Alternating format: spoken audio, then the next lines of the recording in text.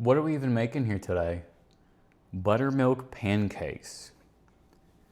So I'm sure everyone's seen, you go to the store, you buy flour or sugar or whatever, and there's always recipes on the back. And I've always wondered, like, who makes those? Well, today that's what we're going to do. But actually, I have a cookbook, which is the Rumford Complete Cookbook. Now, you may be asking why I specifically mention this. By the way, it's from 1944.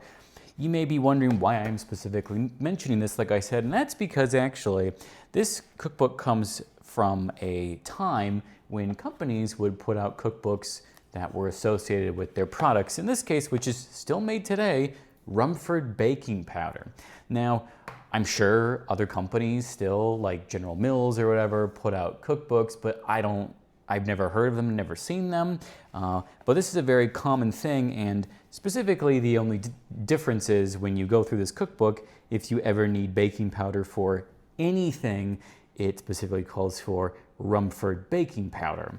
Now, I could have sworn that there was a recipe in here for what you would think of as like normal pancakes, right? And there are griddle cakes, there are delicate and French pancakes, but there aren't pancakes in the sense of what we're making today. What we're making today are your classic diner pancakes, the pancakes you get at somewhere like a Denny's or something, right? And there's actually not a recipe for them in here, and I was convinced there was. I thought I had made them from here before, but I guess not. But actually what there is, at the very first recipe in here is for sour milk or buttermilk waffles. And when you read the recipe, and when you look at the little can here, they are almost identical. They're slightly different, a little bit of difference, like I said, but not really a whole lot. There's a few things like you add sugar in a modern recipe. It's more buttermilk, things like that. And in the waffle recipe, you actually separate the eggs, you whip the egg whites, and then you combine them, and then you pour it in a waffle iron, you make it that way. But we won't be making them that way because that might make them a bit too fluffy for what we want. So let's just start by reading the ingredients and the recipe. So buttermilk pancakes. 2 cups all-purpose flour, 1.5 teaspoons baking soda, 1.5 teaspoons baking powder, 1/4 of a cup sugar, 3/4 of a cup butter, it's melted, 2.5 cups of buttermilk, 2 eggs, and a 1/2 teaspoon of salt. Now, the other recipe, like I said, is pretty much the same. It's a little bit different, but even if you made it the way that's in the cookbook, that would also come out fine. Now, I'm just gonna cut this recipe down by half. I don't wanna make like a dozen or so pancakes. Of course, the pancake size depends on how big you want your pancakes. Now, the directions for this are pretty straightforward. You're just going to mix all of your dry ingredients together, all of your wet ingredients together, combine them. That's it. That's really all there is to that part of actually making the pancake batter. And when you think about it, a lot of this stuff is very shelf stable. It's in your pantry, either sugar, flour, baking soda, baking powder. I'm sure you have eggs in your fridge and butter as well. Outside of the buttermilk, which is a little out there, I guess you could say, you're gonna have everything in your pantry. So going to the store and buying, sort of like the boxed pancake mix, I just don't really see a point in doing that. If you wanna add something else to this, like blueberries or chocolate chips or whatever it might be, you can just add that to it. You don't need to go to the store and buy just that boxed mix. You can make this and it really takes no time at all to make. Now, what both the 1944 cookbook and the actual little container with the recipe in the back don't say is that once you combine all these together, I would let them sit for about 20 minutes or so, maybe 30 minutes. The batter will get significantly thicker, and the baking soda and baking powder will begin to work and really activate the more time you give it in the batter before you put it on your griddle. And by the way, you don't necessarily need a griddle. If you have a pan, like a nonstick pan, that will work too. So it's not like you need to go out and specifically go buy a griddle to make pancakes well. All right, so why don't we start? So we're just going to start with, in my case, 1 cup of flour. I'm doing so 1/8 of a cup or 1/2 of a 1/4 of a cup of sugar. Okay, about 3/4. And then, right in front of me, we will do about 3/4 of baking soda as well. Okay. And then I'm going to do a pinch of salt. You don't want to go too much because the baking soda will already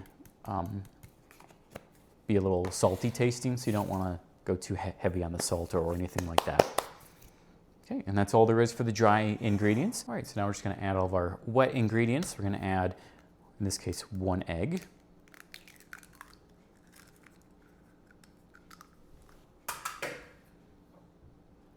Our buttermilk.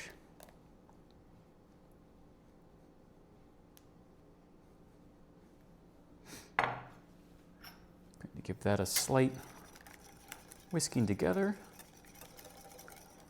And for the 6 tablespoons of butter, exactly 30 seconds had it perfectly melted. But again, it's going to change for you depending on the altitude that you're at. You're going to just add this. Not too fast, not too slow. Mix all this together.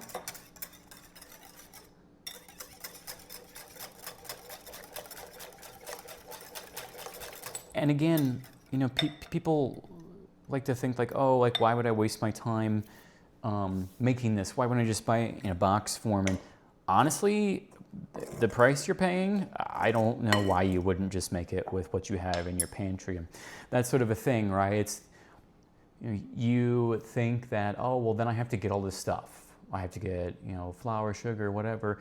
But a lot of it is stuff you should just have it anyway, because you can make all sorts of different things with these very basic things in your pantry. And also, they do last a long time, so it's not like you have to worry. If you buy flour and you don't use much of it all year long, you can use it the next year, and the year after that, it's probably going to be fine. All right, so now we're just going to combine our wet and our dry ingredients.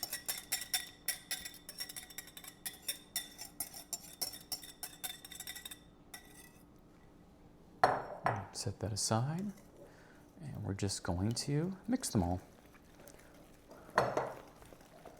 It's a very thick batter, so I am actually going to add a little more buttermilk, because like I said, I would let this sit for about 30 minutes or so, and it will thicken up. So if I just let it sit like this and get even thicker, it would be pretty much unspreadable. I mean, even at this point, it would be very hard to make the pancakes with it. So I'm going to add a little bit more. So I'm going to add a ½ cup more than what I had originally added.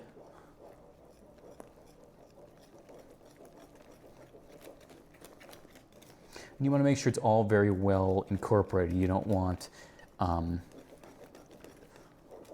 any like raw flour or things like that when you go and pour it and you bake it. Otherwise, you'll have weird lumpy pancakes, and that's not what you want. So you have this sort of consistency, as you can see. That's more or less what you want. All right, so I am going to let this sit for about a ½ an hour or so. When you come back to it, you should see little bubbles in the batter itself. That's how you certainly know it's ready to go. And then we will heat up our, in my case, a griddle, and we will slightly butter it, and then we'll get our pancakes going. Well, now that the pancake batter's been sitting for about 20-30 minutes, it's good to go. I've got my griddle here. Again, like I said, if you're going to use a pan or anything like that, that's perfectly fine too. If you're using a griddle, you want about 375 or so, if you can manually adjust it. Mine is just on my gas range, so I just have to sort of guess. And then you're going to want to make sure you grease it in some way. If you want to use butter or Pam or whatever it is you want to use, that's perfectly fine. Just get a little bit on there just so to make sure it doesn't stick. And I'm going to do about 1/3 cup per pancake. So I'm just going to take some of the batter and I'm just going to start to put that down. I'm going to turn down this heat a little bit. I don't want too hot.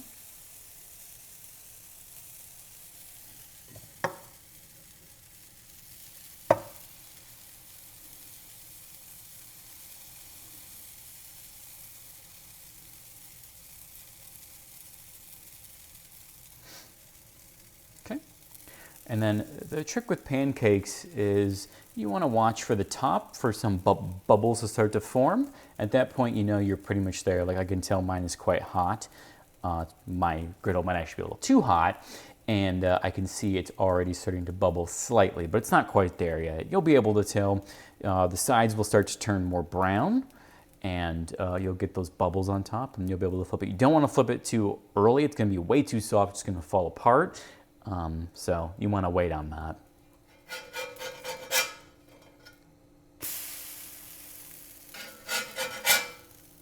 Now we're just going to sit here, and you don't want to keep flipping it back and forth, back and forth. It's going to make it the most unevenly cooked. So just make sure you leave it on one side and then the other side, like we've already flipped it, and then after that, we'll have some pancakes. Well, and here they are, your diner-style pancakes. I put some maple syrup on there. Now, give them a little try.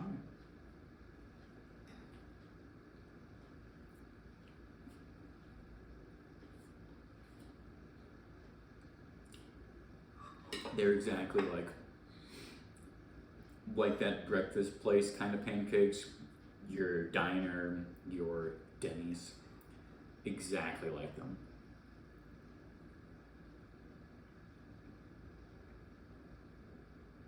Perfect. You want to make sure you don't overcook them. They should be a little soft in the middle. I mean, yes, they should be cooked throughout, but they should still have a little bit of softness to them. And they're going to no matter what, because they are quite fluffy, so, but they are very, very good.